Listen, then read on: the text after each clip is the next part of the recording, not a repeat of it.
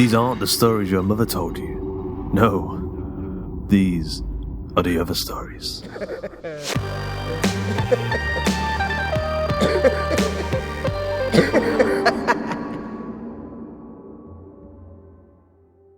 Today's episode of The Other Stories is Mazeplay, written by Georgia Cook and narrated by Justin Fife.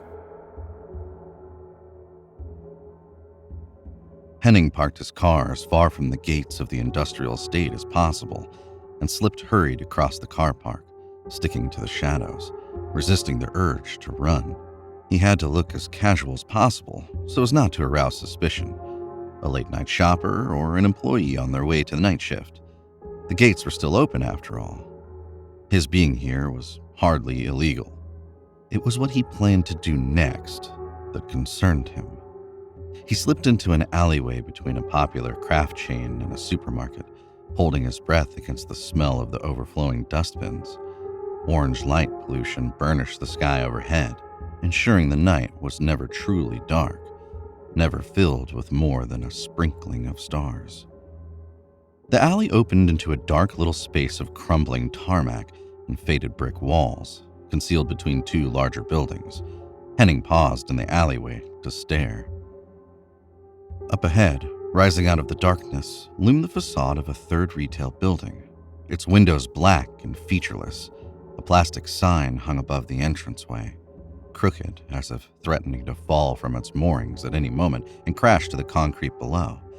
The faded name was familiar to anyone who'd grown up in the 2 decades, recognizable up and down the country at service stations and retail parks alike. Mazeplay. This particular Mazeplay had been closed for over a decade, abandoned on the edge of an industrial estate as more popular restaurant chains rose up around it. Nobody had come to claim the empty building, citing structural issues and unfavorable location, and so it had slipped into obscurity. Henning had been in newer Mazeplays, eaten lukewarm burgers on identical orange tabletops, heard the shrieks and screams of distant thuds of children clambering through the adjoined soft play area, smelled the grease and spilled condiments. None of them felt the same as this. None of them felt real. Henning cut across the tiny car park, dodging weeds and scattered rubbish. He'd left a set of bolt cutters in his car just in case, but someone had already cut the chains holding the doors in place. Vandals, perhaps? Someone with the same burning curiosity as Henning? He tried the handle. The door swung open with a push, squealing on rusty hinges. Henning glanced over his shoulder, but the estate remained silent and dark. Heart in his throat, he slipped inside. The space beyond was vast, a cavernous blackness stretched back and up and up. Serving hatches glinted in the moonlight. A few tables remained upright, blossoming against the gloom like orange plastic toadstools. Chairs laid scattered across the faux tiled floors. Strange snake-like shapes rose overhead, crisscrossing in a tangle of hanging plastic. Henning stepped forward, memories enveloping him. He'd been 6 years old the last time he entered this place. Mazeplay had been the ultimate destination of choice for anyone under the age of 10. The burgers were a standard hatch service affair, but the main attraction was the soft play area, home to Mazeplay's infamous maze structure, a crisscrossing labyrinth of brightly colored plastic tunnels, winding this way and that beneath the restaurant's ceiling.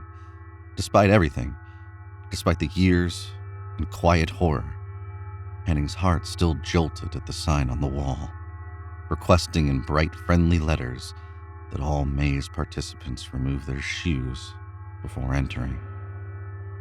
He'd reached the end of the restaurant section now, standing on the precipice of tiled flooring and the plush-enforced ball pit that occupied Mazeplay's bottom layer. In a daze, he realized he'd slipped off his shoes, as if acquiescing to some ancient play area rule would make any difference in this abandoned, mold-riddled place. He set them carefully to the side and stepped forward. Wet leaves squelched uncomfortably beneath his socks. Plastic balls still scattered the floor, some deflated, some round and shining. Bright colors faded to pastels. It put Henning in mind of forgotten eyeballs, staring blind into the dark, clustered in corners to stare as he passed. A single long tube slanted down from above into the middle of the ball pit. Easily gripped handholds led upward through the tube, creating an access tunnel to the mass of staggered tunnels and platforms that form the Mazeplay maze. Henning crouched and peered up into the darkness. The access tube had seemed giant as a child, but in reality was just big enough for an adult to squeeze through. It struck him that he was currently doing something immensely stupid, breaking into a building in the dead of night, but he was here for a reason. He'd had to come back. He had to know. He tried one of the handholds. It was slick with something slimy. The plastic structure creaked beneath his weight, but held firm as he took his first few faltering steps. Caught in the past, Henning began to climb. In his mind's eye, the world grew larger, the plastic balls brighter and newer, marred by nothing more than children's handprints. Light streamed through the cracks in the plastic, turning the world bright and multicolored. The air smelled of heat and fast food. The knowledge hit Henning then, real and hard. He was back. He was going to fix this. There'd always been stories, whispers of monsters and tunnels, kids vanishing without a trace, their parents abandoning them to the endless maze of brightly colored plastic. But they'd just been stories, tales whispered to the younger children to scare them away from the ball pit. Campfire nonsense, nothing more. Until one day he'd been the one alone up there, crawling in the labyrinth. He'd been the one lost, trying not to cry as he stumbled from identical tunnel to identical tunnel, swallowed by the heat and light and noise. And then, in the curved bend of a tunnel, he'd seen something. In the next pipe over, something obscured by time and terror, but as sharp as spilled ink.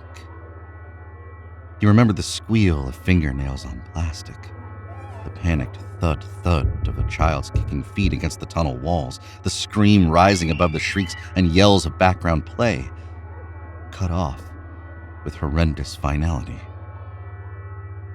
Then, as his child self crouched in the bend, frozen with fear and uncertainty, the sound that had haunted him from that moment to the present lodged in his brain like a stone in the crack of a door, wedged open on the howling wind of speculation. A soft, organic sound, and a smell like turned copper, as somewhere lost in the endless maze of interconnecting tunnels, something began to feed. Henning returned to the present with a jolt, stomach churning. He was at the top of the tunnel now, peering into the winding labyrinth beyond. He swallowed. Did he really remember the final part? Or had adult imagination embellished his childhood recollection? Steeling himself, Henning pushed upwards into the maze. No light here, no bright plastic colors. The tunnels were smaller and darker than he remembered. Henning could barely see more than a foot in front of his face.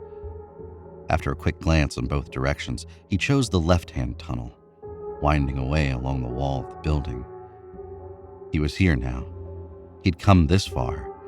Even if he only shuffled a few painful inches, even if he only glanced around one plastic bend, it might dispel some of the nightmares, some of that lingering horror that was all he needed.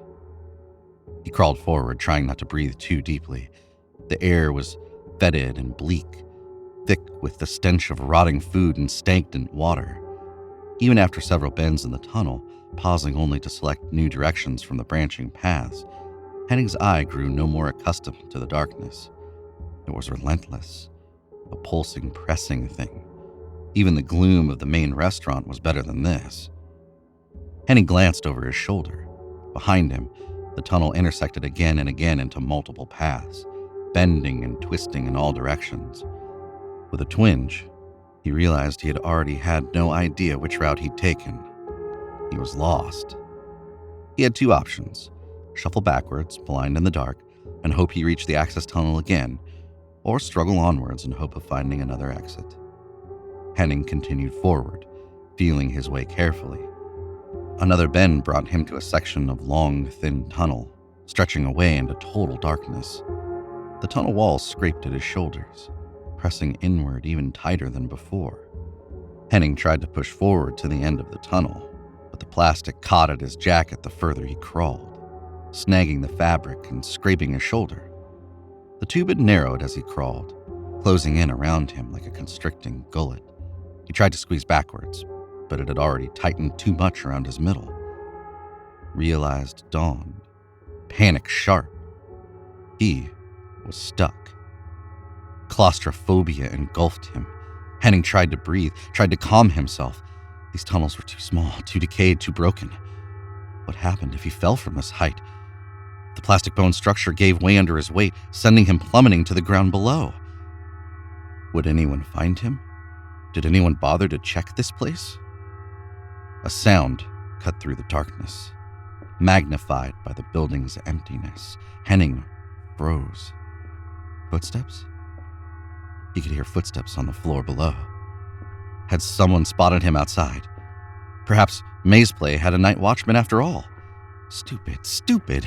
What on earth did he think he was doing? Henning lay as still as he could, praying that whoever it was would simply make a cursory circuit of the restaurant, then leave. To his dismay, the footsteps grew louder, changing from the echo of the tiles to the whispering thud of the ball pit plush. There was a pause, then a dull thud of clambering feet. The maze structure trembled. Horror prickled Henning's spine. Down below, someone else had entered the access tunnel. Was it really a night watchman? Perhaps a fellow intruder? Some local teenager having watched Henning break inside, now trying to give him a scare? None of those sounded appealing. None of them explained the way Henning's heart froze at the sound. A childlike fear gripped his heart, real and all-consuming. The panic of being caught somewhere he shouldn't, somewhere forbidden and adult. The panic of feeling his way in the blinding darkness. "Hello?" he whispered. Nobody replied. The presence was crawling through the tunnels now, faster and with greater determination than he'd managed. Henning could hear the plastic tubes clattering with the force of it. He wanted to scream. What was he doing here? What on earth had he hoped to achieve? Breaking into an abandoned play area in the dead of night, climbing up into an unsafe and unsuited maze of plastic tunnels. Had he hoped that something might still be lurking up here? Crawling from his childhood nightmares to prove him right? Or, worse than that he might find nothing. Nothing at all. Henning lifted his head, swallowed uselessly. "Hello?" he rasped, louder. The clattering stopped. Silence fell. Henning listened, his heart pounding, his chest constricting. For a moment, he'd hoped the intruder might reply. The sound started again, slower now, deliberate and soft, rustling through the tunnels with careful determination. Henning couldn't help but picture someone sliding through the tunnels on their belly, an elongated human snake, pulling themselves inch by inch across the mold-slick plastic towards him. He closed his eyes with a whimper, trying to dispel the image. "Please," he managed. "You've made your point. This isn't funny. I'm stuck." And now they knew where he was.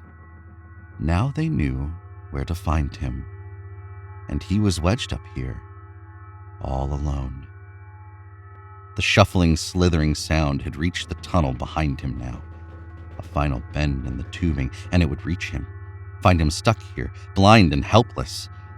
A whispering wheeze rose in the air, tight with excitement and hunger. Scrabbling fingernails fought for purchase on the rotten plastic. Henning held his breath and waited.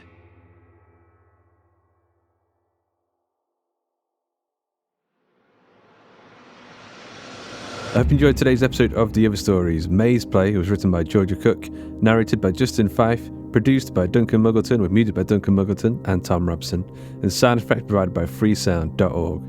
The episode illustration was provided by Luke Spoon of Carry On House. A quick thanks to our community managers Joshua Boucher and Jasmine Arch, and to Joshua Boucher for helping with our submission reading. And of course to Ben Errington, the master of the maze, guiding us through the twists and turns of social media. Georgia Cook is an illustrator and writer from London. She's the winner of the LISP 2020 Flash Fiction Prize and has been shortlisted for the Bridport Prize, Staunch Book Prize and Reflect Fiction Award, among others. She can be found on Twitter at GeorgiaCooked and on her website, georgiacookedwriter.com. Justin Fife is a voice actor and podcaster. You can follow him on Twitter at JustinB5. The Other Stories is a production of the Story Studio Hawk and Cleaver and is brought to you with a Creative Commons Attribution Non-Commercial No Derivatives license. That means don't change it, don't sell it, but by all means share the hell out of it. So, until next time.